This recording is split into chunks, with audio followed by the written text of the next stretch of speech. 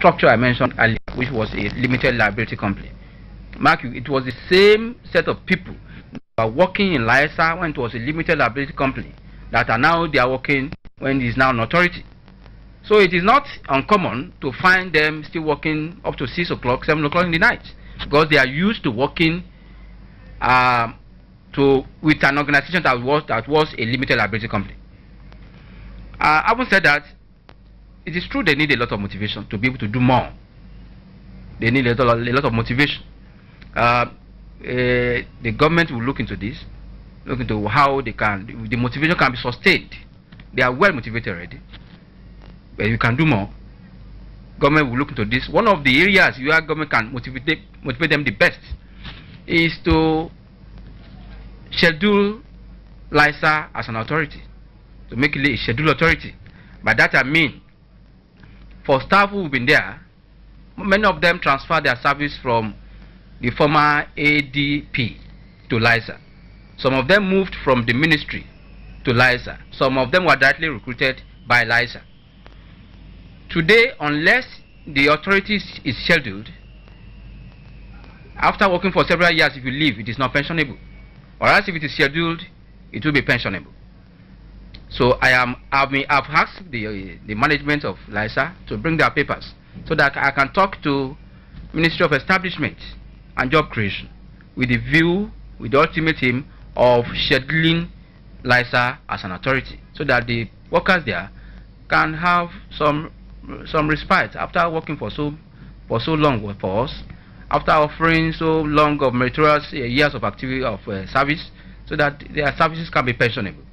That's one motivation I'm working already for them. And in terms of their promotion, I've asked them to bring their papers for promotion for this year, so that they enjoy the promotion that is ongoing now, so that their staff can enjoy. And I've directed the management of the ministry here to follow up on that action. That's another area of motivation.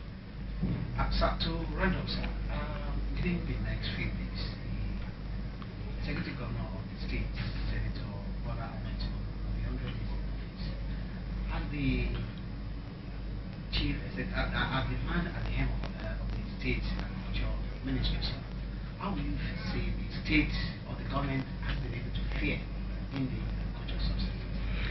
Well, specifically, let me restrain myself to the Ministry of Agriculture. In the last 100 days,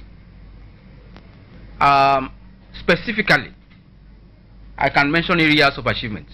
One, the Tamaga hatchery. The Tamaga hatchery has been left in a state of, has been abandoned for months before I came into office. And on the 28th of August this year, the first batch of day-old chicks were produced from that hatchery. And in fact, I'm expecting the second batch of day-old chicks on Saturday, the 29th of August. And I have a program to have a continuous production from that hatchery. Secondly, very recently, there was the annual tree planting campaign, which was carried out at Ikorodu High School on the 5th of August. It was a successful campaign. Thirdly, in terms of some areas of agricultural production, direct food production, for instance, I have resuscitated our direct production. Recently, the ministry has started producing gari, fine gari, for sale to members of staff and the public. And the Friday market for foodstuff has been resuscitated. Also, in areas of, you will note there are some area boys, good boys they are called, that were settled at Erekiti in Badagry, local government. I visited them. About 39 of them were settled at Erekiti. But when I got to the place, I met only 11 remaining. I appreciated their problems. These are the boys you picked up on the streets of Tulumbu, of Balogun. So if you resettle them in a very, very remote area, areas they are not used to, even normal human beings may not want to settle in such a remote areas. So if you have 11 out of 39, the implication is they only need encouragement, sustenance. You have to sustain the program. If you sustain the program, if you encourage them, it means they will act like normal human beings. And I've asked my team here, led by the permanent secretary, to work out a program to sustain the program, to encourage them to do better. And that is being addressed. Another areas we are working on seriously is packaging of microcredit scheme for peasant farmers generally in the states. That is being addressed, and I hope to mark the 100 days in office, the Executive Governor of Lagos State, Senator Bola Tinubu, will be invited to launch the program by presenting outboard engines and other fishing materials to cooperative fish farmers in Lagos State. There are some of the areas of activities I have embarked on in the last 100 days. Thank you very much, sir. You are welcome. Thank you for giving us time, sir. Thank you very much. Briefly give us a brief appraisal of the present administration's efforts in Lagos State, sir. Vis-a-vis what your ministry has been able to do to further lend a hand, for the administration to achieve its third goal in Lagos State, sir. Tinubu administration is aptly called the dynamic millennium government of the present era. And what that means is a government that is people-oriented, is a government that accedes to the yearning and aspiration of our people. We will say that we commenced at the peak of rainy season, road repair and rehabilitation. We have gone very far in this regard, though we've not completed everything lined up. We are committed to it, and we are going ahead to ensure that every road in Lagos State is marchable at the shortest possible time. Furthermore, we will develop the road network within the state such that no road at the end of the day will be left without adequate treatment. It will be highly appreciated, sir, if you could just, in a brief manner, tell us what has been Governor Bola Tinubu's efforts towards taking Lagos to a great height within Nigeria, sir, and what you think should be the expectations of Lagosians as the state progresses into the next millennium. Good question, thank you for that. In the first instance, like all governors in the country, Governor Tinubu has been trying to settle down to real work and the nitty-gritty of it, for that matter. Don't forget that he had these trailblazing 23 subcommittees that fashioned out very laudable policies, and he's been trying to effect these policies and give teeth to the implementation. But of course, there's always a world of difference between theories and practice, and between plans and realities on the ground. And having come into office, he saw the realities on the ground, and he quickly moved in to reconcile his plans and programs and policies with the realities on the ground, and that took a while. He had to set up the machineries of government, the cabinet, the principal officers, and all that. That took a while. And then he moved on into actually implementing some of these things, the palliatives at first, that's patching up the roads, clearing the refuse, making sure the water corporation works, because all these things were in disarray when he took office. You remember that 2 weeks before he took office, the taps went dry. The refuse mountains were all over the place, and roads were also in a terrible state of disrepair. So he's taking all this headlong, and that's within the first 100 days. And don't forget also a very serious landmark within the first 100 days was the issue of independent power generation for Lagos, of which an MOU has been signed, and work is progressing in this regard. In the next couple of months, I can assure you that Lagosians would have what it takes to be saddled with a democratically and progressive looking for governor. For instance, there's the issue of water. That water thing is not just going to be on a palliative measure. What he did when he immediately came into office was just to get the taps running. But there is a long-term measure which is an enduring policy too. And this the state is being assisted by the International Finance Corporation. Incidentally, they came in today for a discussion with the governor because the state cannot afford some of these things. But because of the goodwill the governor enjoys internationally, he's brought in the IFC to come and see how they can be of immense assistance. And they are quite encouraging in their responses so far. There's the issue of transportation. There's the metro line is so cardinal to his objectives, and is moving ahead with this. Consultations are going on now on the new approach towards implementing this metro line project, because you need a mass transit system for Lagos to actually be on the move. And there's also the job creation aspect. In fact, I don't want to preempt the governor himself, but quite soon you'll be hearing a lot on this job creation thing. He's fashioned out a lot of laudable programs in the job creation efforts. There will be registration centers strategically placed or located all over the state quite soon, where people unemployed, the job seekers will go in and register. So you have a database on which to actually commence work on the job creation efforts. And on and on. I could go on and on, but for your time, so I'll rather stop here. Thank you very much. Right. I'm just going to talk. I'll ask you, sir. And I look at the camera. Good morning to you, sir. In a few days' time, the state administration of governments will be 100 days in office. As one of the people at the helms of affairs in the state, sir, we want you to give us a brief appraisal of what the administration has been able to do in Lagos State and what your ministry is doing to further make the state buoyant in terms of revenue generation, sir.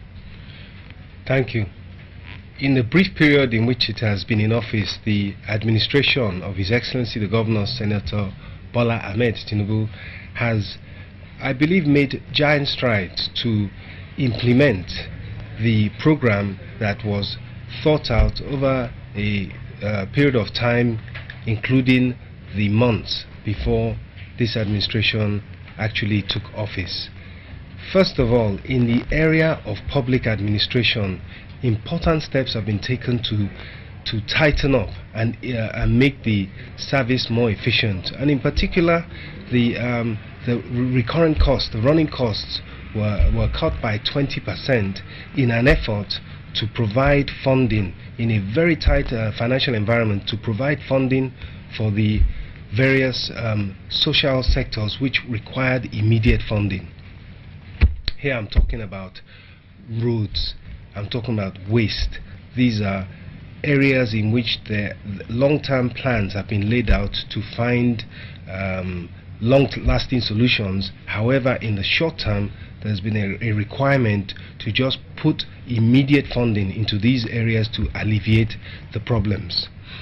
In addition to that, in the area of housing, there has been there is going to shortly be the flagging off of the first phase of low-cost housing.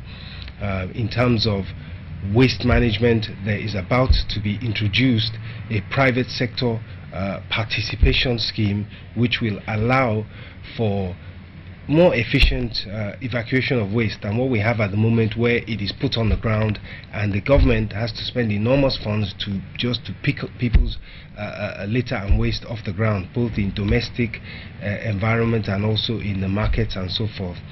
So I think those are important initiatives that have been achieved. In the area of finance in particular, we've moved immediately to plug the kinds of loopholes and the areas of waste which we found. We have moved this ministry and we have moved this state into the new millennium as far as banking is concerned. We have introduced electronic banking. We now use computers and information provided through access to computers to monitor and to reconcile our banking transactions. There's still a lot more to be done in this area, but we have already started. At the end of the day, we are going to have in place a structured and professional treasury management operation, because not only are the funds that actually come through the state government's coffers substantial now, but we expect a quantum leap given the strategies that we are putting in place for increasing internally generated revenue, and also under the federal structure for achieving more money from the center for increasing the amount that is retained, that is raised in this state through the derivation factor. But I think overall, what I can also say is that the prospects for the future are very bright, based on what has been done in 100 days to fundamentally change the face of Lagos State, to change the state in terms of the ordinary lives of the citizens. And here I'm talking about the major areas. I'm talking about what has been done, the initiatives that by God's grace we will see to fruition very shortly in the areas of power, in the areas of water, and in the areas of waste management. Here we have private sector initiatives which involve major international companies coming in and partnering with the government to achieve efficiency and delivery of service in those key sectors, which will lead to investment, job creation, and improved living standards for the citizens of Lagos State. Thank you.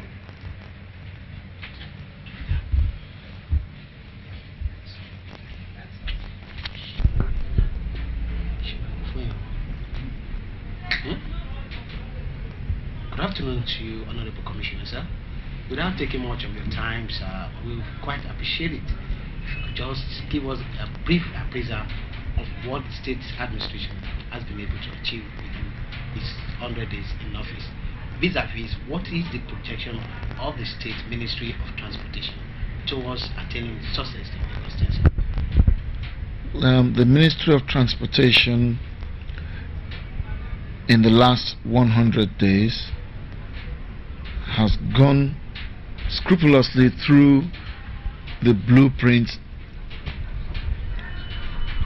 and the following white paper, the white paper that ensued from the blueprint, stating what the transition committee had recommended and declaring exactly the direction we would follow.